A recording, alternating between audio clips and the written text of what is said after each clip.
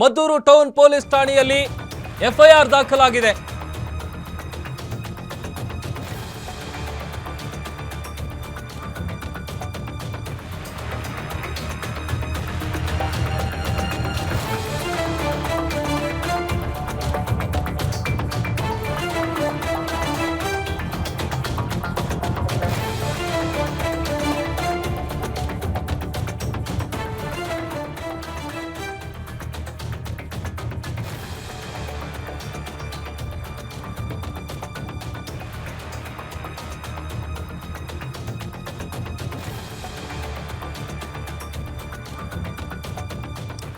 ಲಾಠಿ ಏಟು ತಿಂದ ಜ್ಯೋತಿಗೆ ಮತ್ತೊಂದು ಶಾಕ್ ಎದುರಾಗಿದೆ. ಜ್ಯೋತಿ ವಿರುದ್ಧ ಕೇಸ್ ದಾಖಲಾಗಿದೆ. ಮದ್ದೂರು ಟೌನ್ ಪೊಲೀಸ್ ಠಾಣೆಯಲ್ಲಿ ಎಫ್ಐಆರ್ ದಾಖಲಾಗಿದೆ.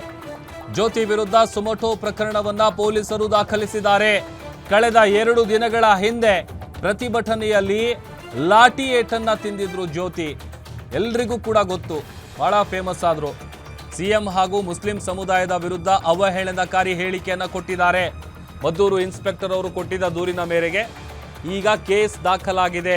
ಮದ್ದೂರಿನ ಶಿವಪುರ ನಿವಾಸಿಯಾಗಿರುವಂತಹ ಜ್ಯೋತಿಯ ವಿರುದ್ಧ ಈಗ ಒಂದು ಎಫ್ಐಆರ್ ದಾಖಲಾಗಿದೆ. ಸುಮೋಟೋ ಕೇಸ್ ದಾಖಲಾಗಿದೆ.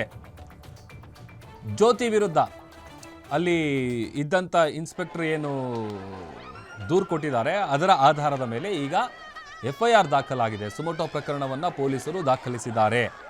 ಯಾಕೆ ಅಂತ ಅಂದರೆ, ಕಳೆದ 2 ದಿನಗಳ ಹಿಂದೆ ನಡೆದಂಥ ಪ್ರೊಟೆಸ್ಟ್ ಏನಿದೆ ಆ ಪ್ರತಿಭಟನೆಯಲ್ಲಿ ಲಾಠಿ ಏಟು ತಿಂದಿದ್ರು. ಆ ಸಂದರ್ಭದಲ್ಲಿ ಮುಖ್ಯಮಂತ್ರಿಗಳು ಆಮೇಲೆ ಮುಸ್ಲಿಂ ಸಮುದಾಯದ ಬಗ್ಗೆ ಅವರು ಮಾತನಾಡಿದಂಥ ವಿಚಾರ ಇದೆಯಲ್ಲ, ಪದ ಬಳಕೆ, ಅವಹೇಳನಕಾರಿ ಪದವನ್ನು ಬಳಸಿದಂಥ ಹಿನ್ನೆಲೆಯಲ್ಲಿ ಈಗ ಮದ್ದೂರಿನ ಶಿವಪುರ ನಿವಾಸಿಯಾಗಿರುವಂತಹ ಜ್ಯೋತಿಯ ವಿರುದ್ಧ ಕೇಸ್ ದಾಖಲಾಗಿದೆ.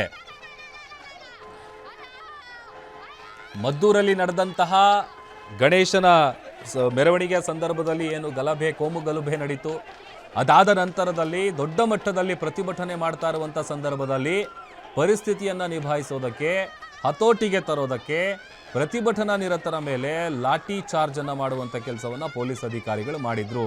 ಇಂಥ ಸಂದರ್ಭದಲ್ಲಿ ಈಗ ಈ ಲಾಠಿ ಏಟು ತಿಂದ ಮೇಲೆ ಒಂದು ಕಡೆ ಜ್ಯೋತಿಯ ವಿಚಾರಕ್ಕೆ ಸಂಬಂಧಪಟ್ಟಂತೆ ಅನೇಕ ಚರ್ಚೆಗಳು ಕೂಡ ಒಂದು ಕಡೆ ಸೋಷಿಯಲ್ ಮೀಡಿಯಾಗಳಲ್ಲಿ ನಡೀತಾ ಇದೆ. ರಾಘವೇಂದ್ರ ನಮ್ಮ ಪ್ರತಿನಿಧಿ ಹೆಚ್ಚಿನ ಡೀಟೇಲ್ಸ್ ಅನ್ನು ಕೊಡ್ತಾರೆ. ರಾಘವೇಂದ್ರ, ಲಾಠಿ ಏಟು ತಿಂದಂತ ಜ್ಯೋತಿಗೆ ಮತ್ತೊಂದು ಶಾಕ್ ಎದುರಾಗಿದೆ. ಆಮೇಲೆ ಅವ್ರ ವಿರುದ್ಧ ಈಗ ಸುಮೋಟೋ ಪ್ರಕರಣವನ್ನು ದಾಖಲು ಮಾಡಿಕೊಳ್ಳುವಂತ ಕೆಲಸ ಆಗಿದೆ ಅಂತ ಹೇಳಿ ಗೊತ್ತಾಗ್ತಾ ಇದೆ. ಹೆಚ್ಚಿನ ಡೀಟೇಲ್ಸ್ ಏನಿದೆ ರಾಘವೇಂದ್ರ? ಎಸ್ ಪ್ರಭು, ಏನು ಸೆಪ್ಟೆಂಬರ್ 8ರಂದು ಮಂಡ್ಯದ ಮದ್ದೂರು ಪಟ್ಟಣದಲ್ಲಿ ಏನು ಕಲ್ಲು ತೂರಾಟ ನಡೆದಂತ ಸಂದರ್ಭದಲ್ಲಿ ಅದಾದ ಮಾರನೇ ದಿನ ಏನು ನಡೆದಂತಹ ಗಣೇಶ ವಿಸರ್ಜನೆ ಮೆರವಣಿಗೆ ವೇಳೆ ಏನು ಲಾಠಿ ಏಟನ್ನ ತಿಂದಿದಂತ ಮಹಿಳೆ ಜ್ಯೋತಿ ಇದ್ರು.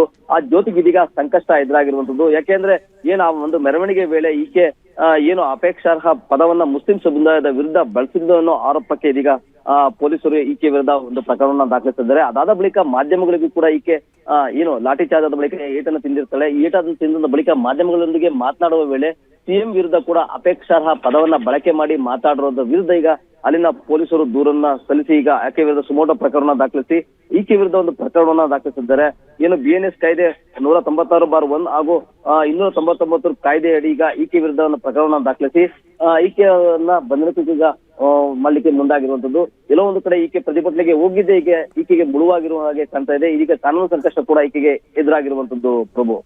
ಓಕೆ, ಥ್ಯಾಂಕ್ ಯು ರಾಘವೇಂದ್ರ ನಿಮ್ಮೆಲ್ಲ ಡೀಟೇಲ್ಸ್ಗಾಗಿ.